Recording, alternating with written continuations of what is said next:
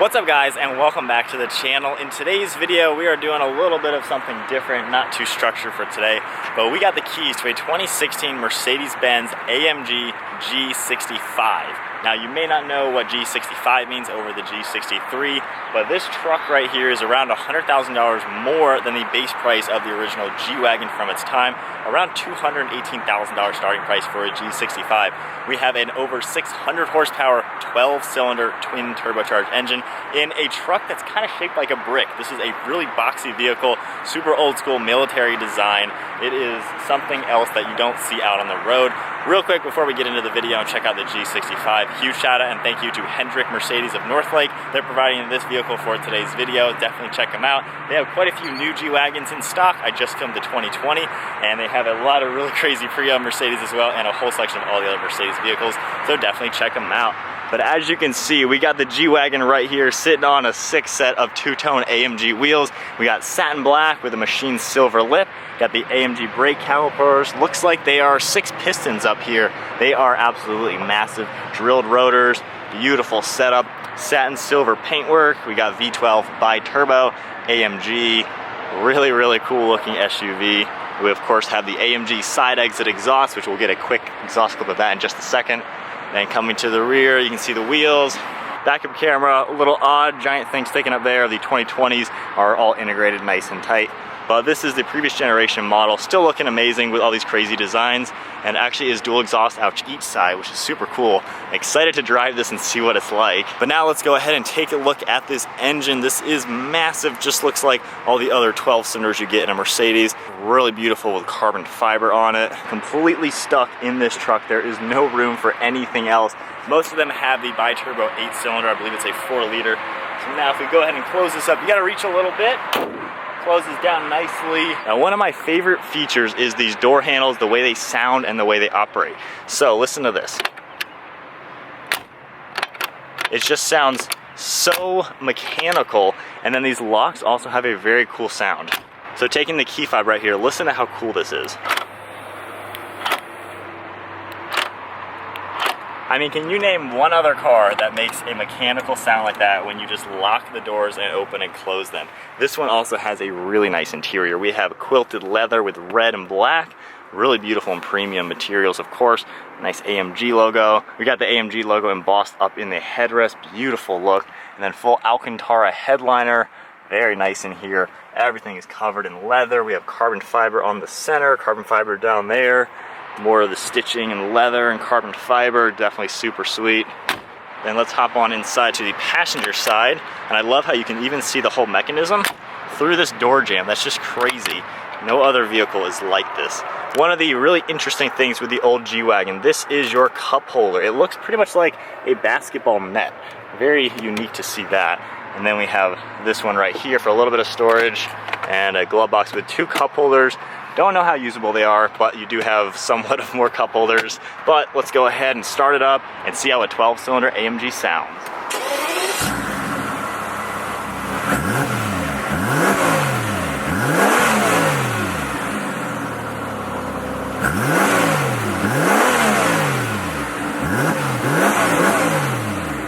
Now that I was not expecting. That has a really good rumble to it, and I like how the accelerator pedal is very sensitive, so just tapping a little bit, you can get a really good idea of how it sounds, just seeing the tap.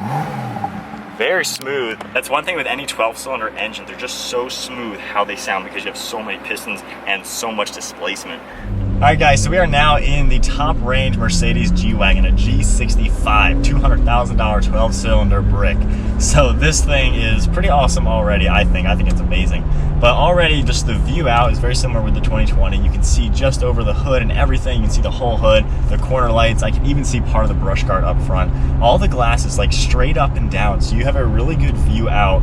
There's just all glass all around you. Looking over your left and right shoulder, visibility is super good in this thing. As we're just cruising now on a normal road, it's actually really comfortable. I haven't actually driven the previous generation G-Wagon. I just drove the 2020 and now I'm in the older one. But it's actually really stable as far as just driving in a straight line.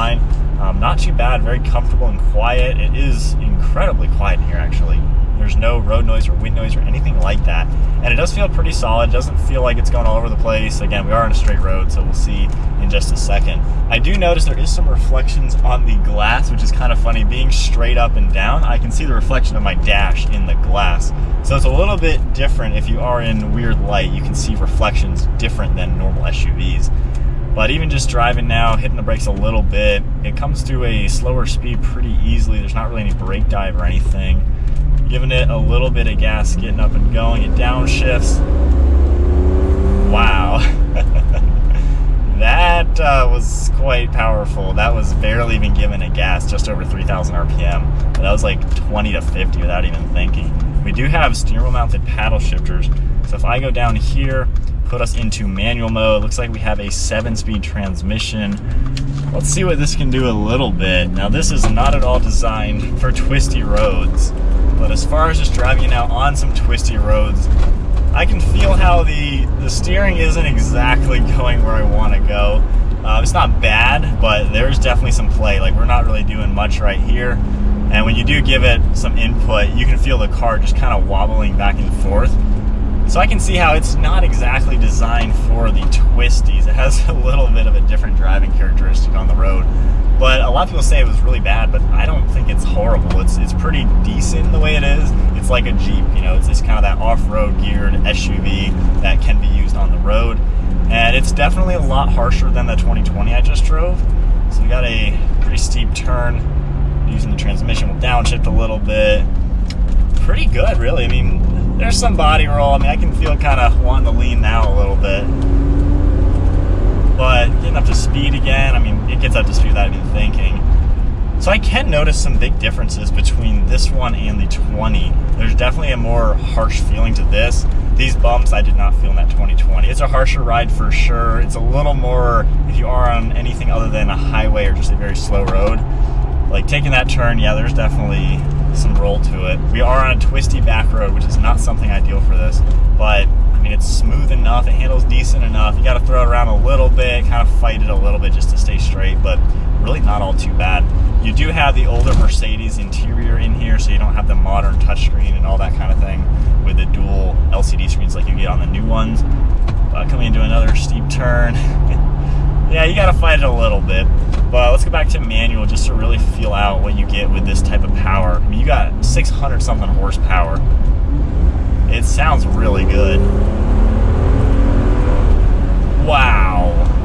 Wow. That is really weird because it's so powerful, but it's not a sports car at all. It's crazy that Mercedes honestly would put this engine in this vehicle because it is not a performance vehicle. It's borderline strictly an off-road vehicle. So to have that power, a 12-cylinder, 600 horsepower twin turbo engine, that is pretty crazy.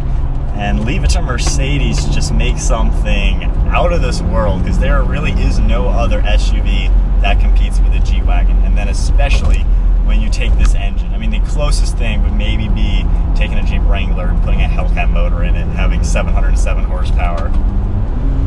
But let's feel all the power. Wow. It keeps you on your toes if you're going to play with the power, just because the steering is pretty big and it's not a sports car. So you got to pay attention. You know, I wouldn't want to be weaving in and out of traffic in this just because I don't think it could do that. Wow. It really moves. And the brakes, these are massive brakes as you saw. They come to a stop, and I believe this is like a 6,000 pound SUV. Can tow around 7,000 pounds, something like that. So it's got some weight to it. Wow. Oh my goodness. That is unreal. This is an SUV that's shaped like this. So really, this is an off-road vehicle. This is such a good thing for off-roading. It has so much ground clearance, like 10 inches, something around there. And it does all that stuff very well. I love, you got the 2-speed transfer case, 3 different locking differentials. So backup camera is way up high. Your rear tire kind of blocks some of the view, but nonetheless, it's actually got a really tight turning radius. I think I hit the dirt just a little bit, but that is a super tight turning radius for a car like this, or a truck, or SUV. I don't even know what you would call it. Comment down below, is this a car, truck, or SUV? Well, let's get back up and go. The steering is pretty heavy in the slow speeds. Wow. That's just nuts. I mean, that was literally 20 to 60, half throttling it, you know, short shifting, and that's just nuts. So this truck is not that much faster actually than a G63 because the 12-cylinder weighs a lot more. So it is, at least on the brand new part back in 2016 when this was new, it was an overkill car to really get because it was a lot more expensive than a G63. And it really, at the end of the day, it wasn't that much faster, worse gas mileage, and just a lot more money for really not much difference of a car just to say you got the V12. So I think brand new, you know, it is kind of an overkill vehicle to get. You really don't need it, and it's just, you're kind of paying for the V12 badge, at least back then. But at least on the used market now, I mean, you can get these. This is much less than brand new, of course, so this is a heck of a steal right now. And as far as road going capabilities, it's still really good. I don't find it to be that bad. It is a little rough around the edges, but even now, if we just tone it back down into comfort mode, you know, we're just driving normal now. It's pretty smooth, taking some turns, not really too bad. I have noticed I have used quite a lot of gas already, and I've only gone about 10 miles. So we are almost on to the quarter tank, and we were a few ticks above that, and I'm, you know, half throttling it. So it sips some fuel for sure. It's good that it does have a large gas tank. So now as we just go on some slower roads now, crazy enough, and this is ridiculous, there's a Corvette sitting in front of me, literally going 10 miles an hour under the speed limit, and I'm in a G-Wagon, and a Corvette is holding me up. That's just crazy. But that's just the perks of driving on a random day like today. But nonetheless, driving around in the G-Wagon, the G65, it's pretty crazy. I want to see what you guys think with this car. Is this something that you would pick up? Would you off-road in it? Would you tow in it? Would you just use it as a grocery getter or go to the mall and back, or, you know, daily driving, sort of thing like that? What would you do in a G-Wagon? But especially with one with a V12 in it, it's just a monster of a car, and kind of just stands on its own. But at least, what is it like driving one of these? It's a tank. I mean, it's a military vehicle.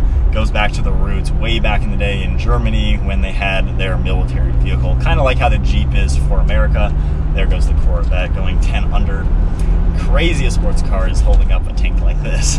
But this is definitely that off-road old school feeling, and you can tell it's a truck. I would barely even call it an SUV just because it really is a truck as far as how tough it is and what it's really designed to do. It's just in the shape of an SUV. But I do love the shape. I love this boxy old school, the retro design to it, and I think it's just something unique. And I love unique vehicles. Why blend in and get something that everybody has?